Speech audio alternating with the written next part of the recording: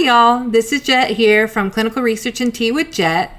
In this video that we're about to watch, Senator Susan Collins is questioning Secretary Kennedy about funds for the LIHEAP program. Let's take a watch. I want to turn to a couple of other issues. First of all, And this here is Senator Collins from Maine. She is currently the chair of the Senate Appropriations Committee and has served in Congress since 1996. In 2020, she made history as the first Republican woman to win a fifth Senate term and the first to chair this powerful committee. She also serves on the Intelligence Committee and Health, Education, Labor, and Pensions Committee. Early in her Senate career, Senator Collins led the charge to repeal a $50 billion tax break for the tobacco industry.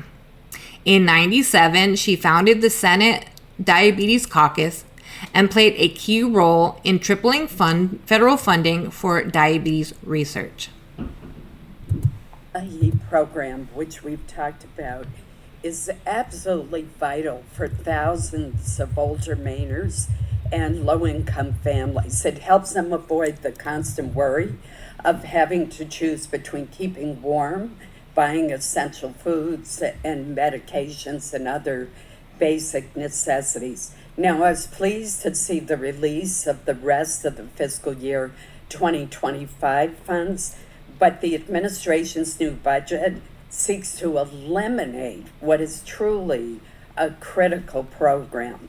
Will you work with this committee in trying to restore the LIHEAP program so that we can avoid literally seniors and low-income families not being able to keep warm in the winter?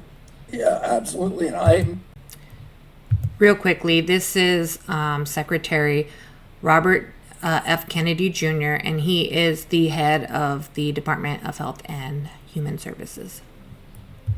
from New England, myself, my brother, for 40 years has run a Citizens Energy, which provides low-cost home heating oil to families in New England, and so many people have come to me over the years and said to me, "Thank you, your brother saved my life," because I didn't have to choose between food and heat. I was on the Navajo reservation 3 weeks ago, and Navajo President Boo Nygren said to me, if we cut LIHEAP, Navajo will die from it. So I understand the critical historical importance of this program. President Trump's rationale and OMB's rationale is that President Trump's energy policies are going to lower the cost of energy, so this program, so that everybody will get lower cost heating oil, and in that case, this program would simply be another subsidy to the fossil fuel industry. If that doesn't happen, then I would, and Congress chooses to appropriate the money, I of course will spend it. I've already directed the spending of $400 million in this year's budget to that, and I will work with you to make sure that those families do not suffer in that way. Thank you. The hope is that Senator Kennedy does work with the Congress and HHS to keep this funding. It would be great to have energy lowered for everyone in this new proposed bill from the Trump administration. However, it would be detrimental if we lost LIHEAP, which helps with lowering energy as well as other things.